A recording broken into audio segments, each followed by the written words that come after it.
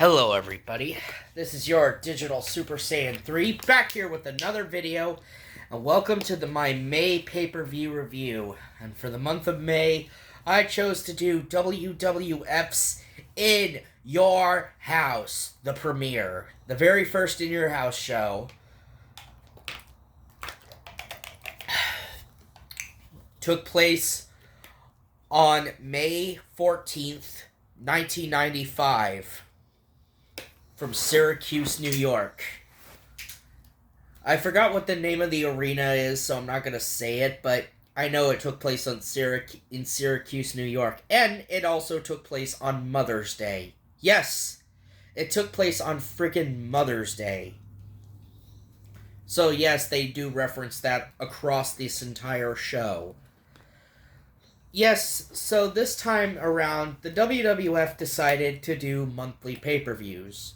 I mean, sure, they had WrestleMania, they had SummerSlam, they had the King of the Ring, and they had Survivor Series. Oh, and the Royal Rumble to boot. So I guess now it's time to add more, because fans have been wanting more for years, and now the WWF is giving them what they want. More monthly pay-per-views. But when you know 1995 WWF, it is not all that great. And this show, well, being the first time they're actually doing more pay-per-views across the entire year, besides the Big Four and King of the Ring, well, technically the Big Five, but you get the idea.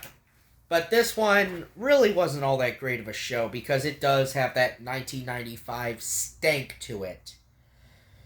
So, here's to the 30-year anniversary. This is WWF's In Your House, the premiere, or In Your House 1. So, okay, we get the commentary team on this show being Vince McMahon and Doc Hendricks, aka Michael P.S. Hayes.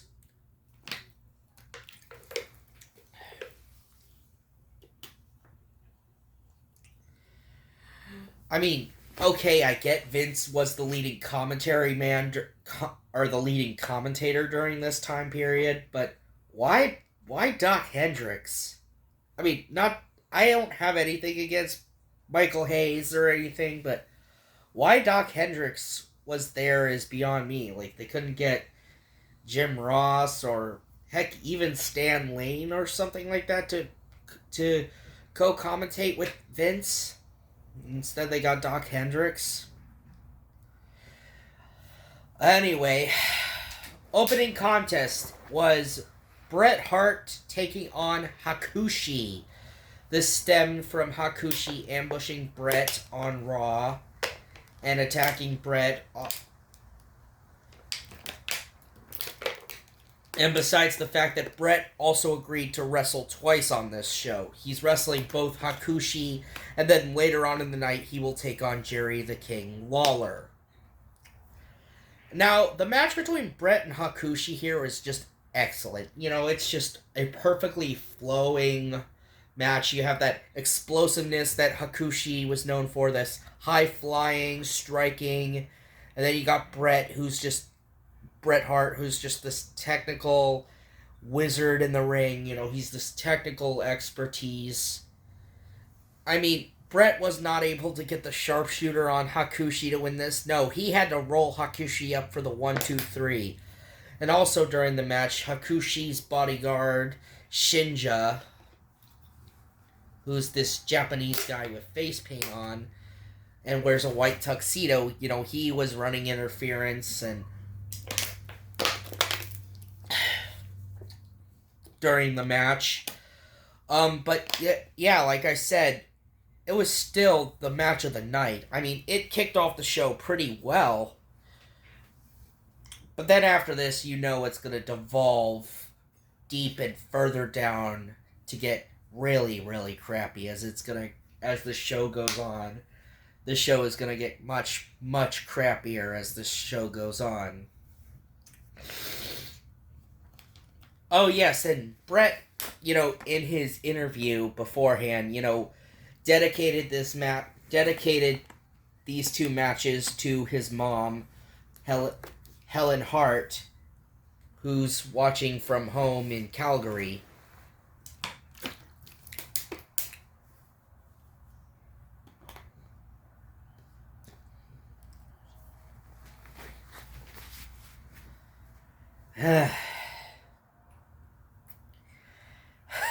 Okay.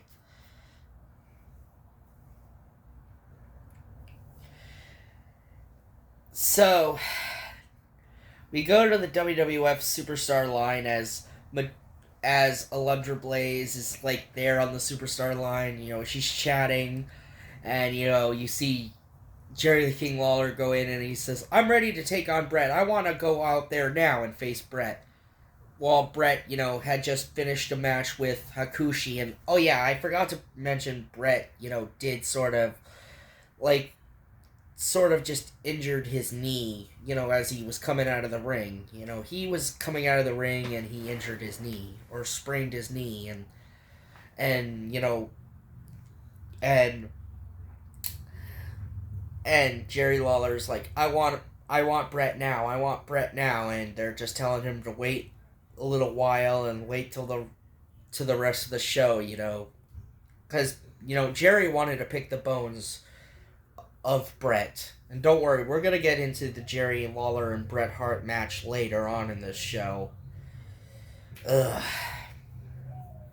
So then we get into our next match, and it is a handicap match. As the bad guy, Razor Ramon, defeats Jeff Jarrett and the Roadie. Oh boy, Jeff Jarrett and the Roadie. And okay, yes, aka. Oh yes, I forgot to say. This match was not bad. I mean, heck, it was the Roadie's first official match in the WWF. Because most of the time he was just sort of a bodyguard for Jeff. But Roadie ended up eating the pin and the Razor's Edge. Then we get a post-match brawl as Razor Ramon is being beaten down by the Roadie and Jeff Jarrett. Then Aldo Montoya, the Man of War, comes out, tries to help Razor. He gets beaten down for his troubles. Then out comes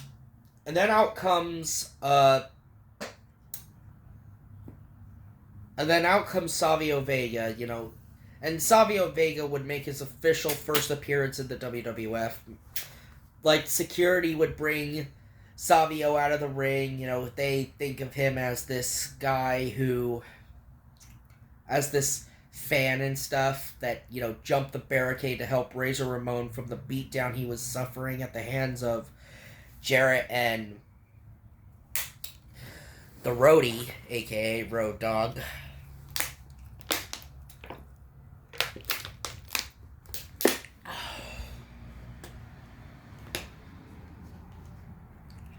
But yeah, security would escort Savio out of the ring, and we would see Savio again later on in the show, and we would get into an interview segment with Razor Ramon. Oh yeah, and I forgot to mention that they're also giving away a free house on this show that's in Orlando, Florida. I forgot to mention there was this sweepstakes that's a giveaway for a vacation home in Orlando, Florida. That's being given away on this show, and there's a whole box of envelopes, right there in the front in the front of the set, and we'll get into that giveaway later.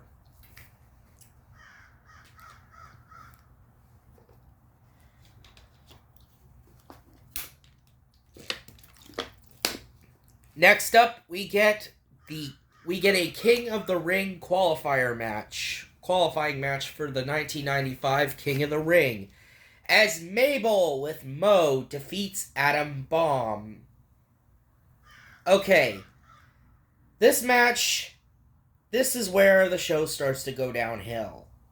It's after this match, and yeah, this match was not all that great. I know both Mabel and Adam Baum, aka Brian Brian Clark. Brian Clark and Mabel are no longer with us. You know, they're tragically no longer with us. But yeah, it was just not a good match at all. It was not good.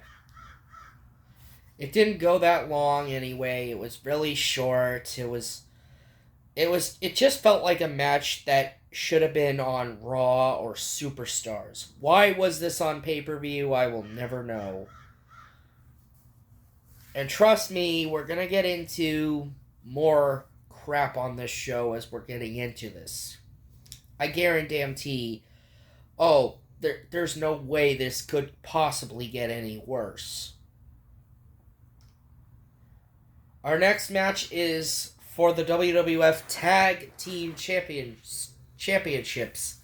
As the champions, Yokozuna and the King, Owen Hart, or the King of Hearts, Owen Hart, defeat the Smoking Guns to retain the WWF Tag Team Championships in a really atrocious match. I mean, yeah, you had Jim Cornette and Mr. Fuji out there representing both Brett and Yoko.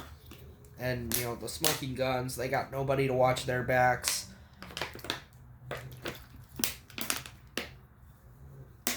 It just really wasn't that great of a match.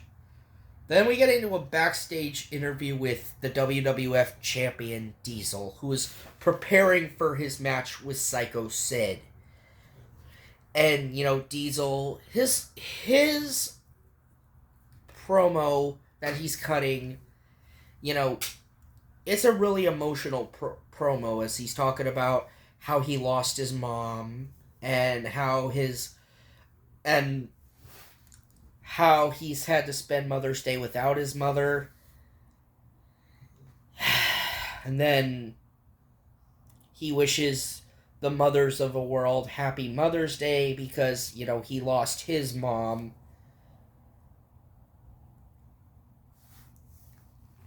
And of course, yeah, he was dedicating this match to Shawn Michaels, who was taken out by Psycho Sid following WrestleMania 11. Next up,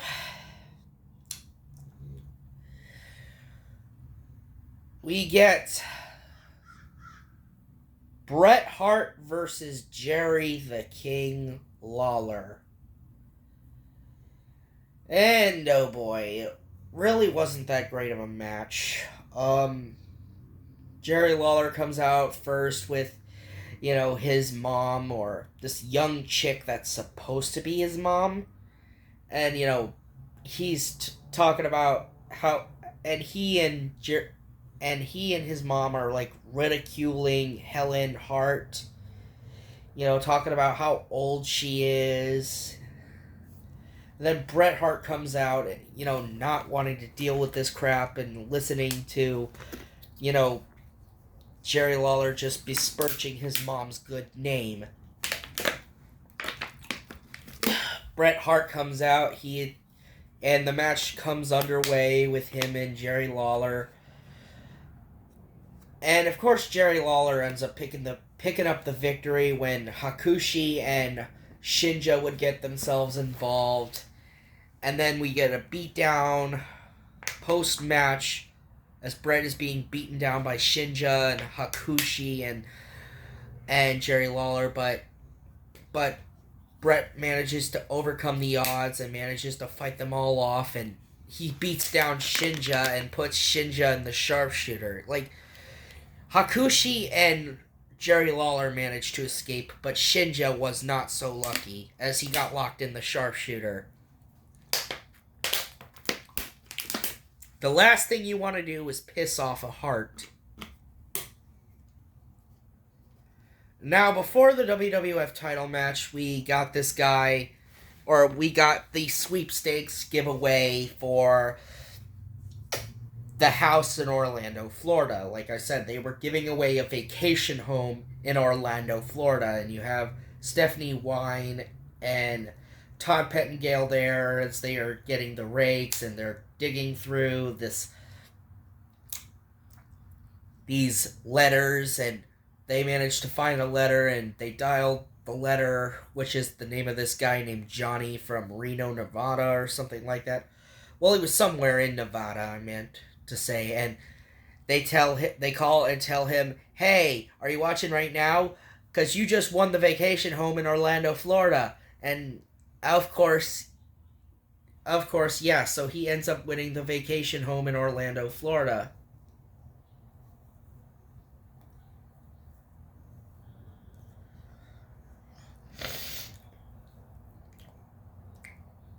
So yeah, it was great of the World Wrestling Federation to actually be a part of giving away a free house to to some to some to some regular dude and his family, a vacation home in Orlando, Florida. I mean, that's pretty cool that you get a vacation home, I guess.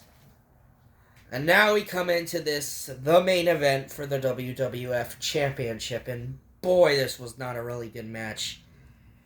As Diesel, the WWF Champion, defeats Psycho Sid via disqualification. So yes, it's Sid and it's Diesel. Oh boy.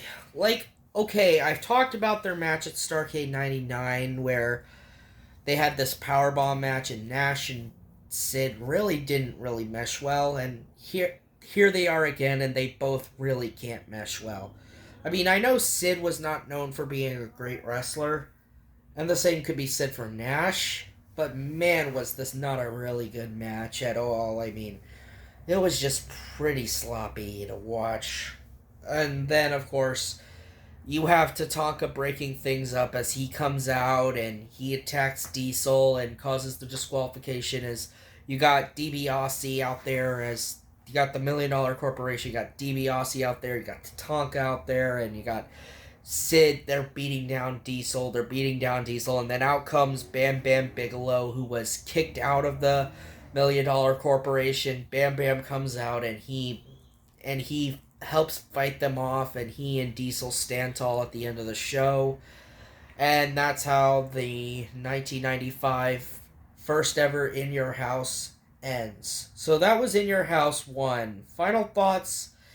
It really was not that great of a show. I mean, yeah, the opening match was with Bret Hart and Hakushi was pretty good. Okay, it was a really, really good match. I'm not gonna lie.